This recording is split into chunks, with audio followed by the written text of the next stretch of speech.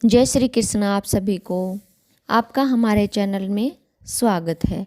आज हम सुनेंगे निर्जला एकादशी व्रत कथा। एक समय की बात है, एक राजू नाम का व्यक्ति था। उसकी नई नई शादी हुई थी। शादी के बाद वो पहली बार अपनी पत्नी को लेने ससुराल जा रहा था। वह नए वस्त्र पहनकर अच्छे से तैयार होकर ससुराल के लिए रवाना होता है। रास्ते में उसने देखा कि तालाब में एक गाय पानी पीने के लिए जाती है। जेठ का महीना था। वो गाय अपनी प्यास तो बुझा लेती है, लेकिन तालाब से बाहर नहीं निकल पाती। उस व्यक्ति को वहां देख गाय उसे बोली, अरे मुसाफिर, मुझे इस पानी से निकाल दो। तब राजू बोला, अरे नहीं नहीं गाय माता, मेरे कपड़े गंदे हो जाएंगे। मैं पहली बार अपनी पत्नी को लेने ससुराल जा रहा हूँ। गाय बोली, अरे आज निर्जला एकादशी है, तुझे पुण्य मिलेगा। मैं तुझे वरदान दूंगी, तेरी 7 पीढ़ियाँ तर जाएंगी। लेकिन फिर भी राजू ने गाय की कोई मदद नहीं की। तब नाराज होकर गाय बोली, अगर तू मुझे नहीं निकालेगा तो मैं तुझे श्राप दे दूंगी। जा, तू अब से 8 पहर बाद गधा बन जाएगा। वो व्यक्ति डर गया और अब गाय से माफ़ी मांगने लगा, लेकिन तब तक गाय तालाब में पूरी तरह डूब चुकी थी। ये देखकर राजू बहुत उदास हो गया और उदास मन से ही वह ससुराल पहुंचा। जमाई को देखकर ससुराल में सब बहुत खुश हुए, लेकिन जाते ही वह कहने लगा, जल्दी से मेरी पत्नी को विदा कर दो, हमें जल्दी घर पहुंचना है। सभी ने बहुत मिन्नतें करी, जमाई जी एक दिन तो रुक जाओ। तब उसकी पत्नी बोली, सब इतना कह रहे हैं तो आप रुक क्यों नहीं जाते। तब राजू ने अपनी पत्नी को श्राप की सारी बात बता दी। इतना सुनकर उसकी पत्नी तुरंत उसके साथ चल दी। 8 पहर के बाद वह गधा बन जाता है।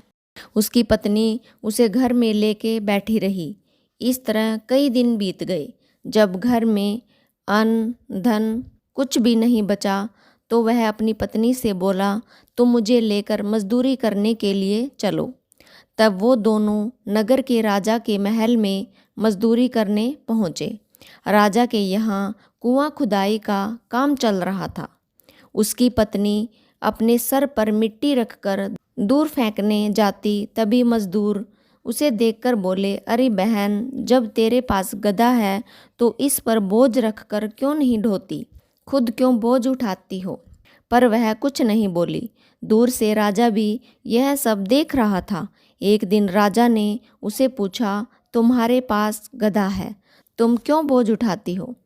तब वह बोली, महाराज, ये गधा नहीं है, मेरे पति हैं, इन्हें गाय का श्राप लगा है। उसने राजा को सारी बात बता दी।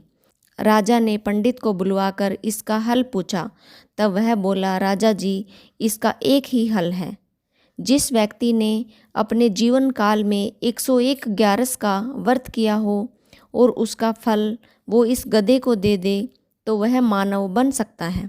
राजा ने पूरे नगर में घोषणा करवा दी कि जिसने भी 101 ग्यारस का व्रत किया हो, अगर वो अपनी ग्यारस का फल दे देता है तो राजा उसे अपना आधा राज्य दे देंगे। लेकिन पूरी नगरी में ऐसा कोई नहीं था जिसने 101 ग्यारस का व्रत किया हो। किसी ने 8 ग्यारस का व्रत किया था, किसी ने 9, किसी ने 10। तभी एक बुढ़िया आई और बोली, राजा जी, मैंने पूरी 101 ग्यारस का व्रत किया है। राजा बोला, माई, तुम अपनी ग्यारस का फल इस गधे को दे दो तो मैं तुम्हें मुंह मांगा वरदान दे दूंगा। बुढ़िया बोली, महाराज, मैं धन लेकर क्या करूंगी, मैं आज हूँ कल नहीं।